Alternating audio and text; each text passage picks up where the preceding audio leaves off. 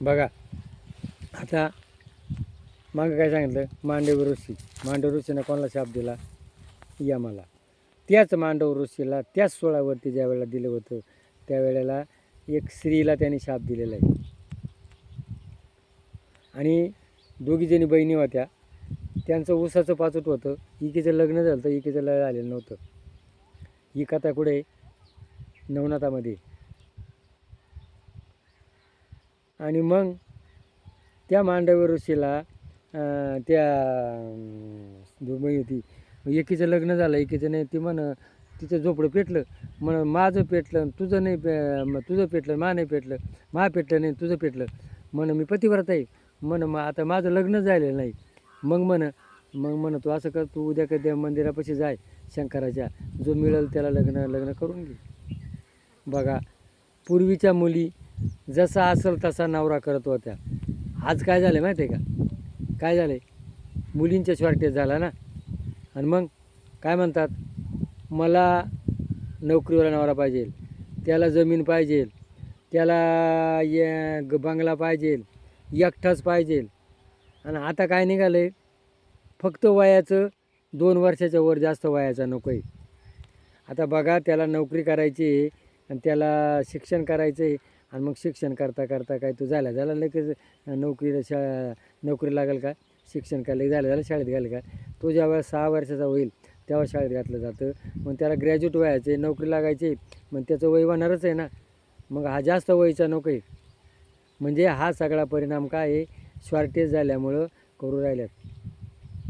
आणि मग तिनं काय केलं, तो रगत पित्या होता, ज्यावेळेला पैसे पाया पडाय आला त्याला बा तुम्ही तो भिकारी असतात मंदिरापाशी, बा मला तुमच्याशी लग्न करायचं. अरे मागं पाहिले का काय, नाही चालेल.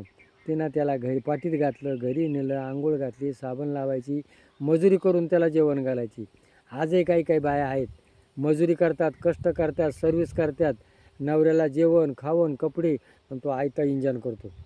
असे काही पुण्यवान बाग आहेत, काय बायकोच्या जेव्हा जागणारे आजही आहेत. आणि मग तो काय म्हणतो, मला आहे ना वेश्यक घेऊन चाल. असे वाईट वागणुकीमुळं त्याला रागात पिती होती. आणि त्याच्या पहिल्या त्यांना केलेल्या गोष्टी आहे ना, आणि त्याला त्या परत जागवत होतात. आणि मग तिनं काय नाही, तिनं पाठीमध्ये गाताना घेऊन चाली, जाईल का आत कुणी. आणि ती ज्या वेळेला वेश्येच्या गल्लीला चालल्या असताना रस्त्यामध्ये तो मांडव ऋषीला सोडवं दिलं होतं आणि त्याला धक्का लागला. त्याने काय सांगितलं, दिवस निघायच्या आत तुझा विधवा पण येईल. ती मी जर खरी पतिव्रता असेल तर दिवसच निघणार नाही. बघा, 2 दिवस निघाला नाही, जिकडे तिकडे अंधार. सगळ्या देवांना काळजी पडली, सगळे देव तिच्यापाशी गेले. तू का पतिव्रता तिची तिन्ही जगावरी सत्ता. बघा, ही जी वृंदा कोण होती, जालिंदराची बायको. आणि त्याच्याजवळ तो जालिंदर येत होता, त्याला जय मिळत होतं. आणि तिचं प्रति होतं बंगलं. आणि मग तो जालिंदर राक्षस मारला गेला. आणि भगवंतानं तिच्याशी काय केलं, लग्न केलं. मग तुळशी विवाह केला जातो. अशी ती मग तिचा नवरा मेला, तिला 4 गाठका विधवा पण आलं. आणि मग ते विधवा पण सगळ्या महिलांना वाटून दिलं. ज्या वेळेला महिला ऋतुस्नान असती त्यावेळेला 4 दिवस हातात बांगड्या नाही, डोकं इचरायचं नाही, कपडा चांगला घालायचा नाही, बाजूला बसायचं. पण आज काय झालं आहे, आयतं खायला मिळत नाही ना, दुसऱ्याचं मिळतं ना, सगळी चपाटूप करून देतात. आणि त्याचं तिच्या शरीराला श्रम असतात. त्यावेळेला तिला 4 दिवस आराम मिळतो. अरे 4 दिवस तुम्हाला आराम करा ना, कशाला पाप करून घेता.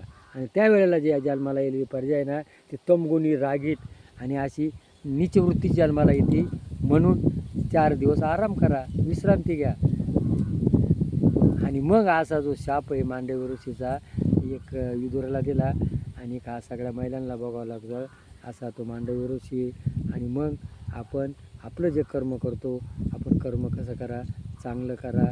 आणि आपल्या चांगल्या कर्माचे परिणाम कर्मानुबंधे मनुष्य लोके भोगावं लागतात.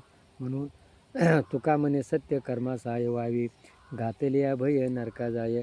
चांगलं कर्म करा. बघा, ही व्हिडिओ जर पटत असेल तर क्लिक करा आणि सदस्य व्हा. जय भैरवनाथ महाराज, जय.